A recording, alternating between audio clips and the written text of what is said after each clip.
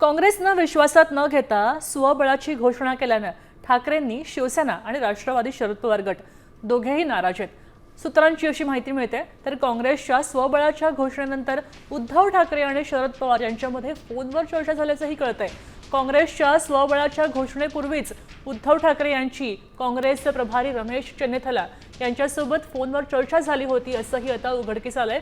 चेन्नीथला यांनी मुंबईत येऊन भेटतो असं सांगत चर्चा करू असं कळवलं होतं असंही कळतंय। मात्र मुंबईत आल्यानंतर मात्र चेन्नीथला यांनी उद्धव ठाकरे यांना न भेटता थेट स्वबळाचा नारा दिलाय असंही कळतंय। आपल्यासोबत गिरीश कांबळे जोडले गेलेत।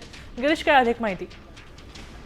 काँग्रेसने जी स्वबळाची घोषणा केली यामुळे शरद पवार गट आणि ठाकरे गट दोघंही नाराज आहेत, कारण स्वबळाची घोषणा करताना विश्वासात काँग्रेसने घेतलेला नाही आणि त्यामुळे मवियामधील दोन प्रमुख पक्ष नाराज आहेत। विशेष करून रमेश चेन्नीथला जे काँग्रेसचे महाराष्ट्राचे प्रभारी आहेत त्यांची आणि उद्धव ठाकरे यांची फोनवर चर्चा झालेली होती आणि या फोनवरच्या चर्चेत रमेश चेन्नीथला यांनी सांगितलं होतं की युती संदर्भात आम्ही मुंबईत येतो, तुमच्याशी भेट घेतो, त्यावर चर्चा करू।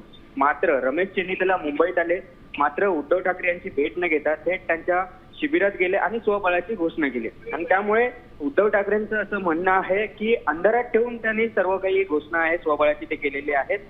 मात्र यामुळे या स्वबळाच्या घोषणेनंतर उद्धव ठाकरे आणि शरद पवार यांच्यात चर्चा झाली फोनवर।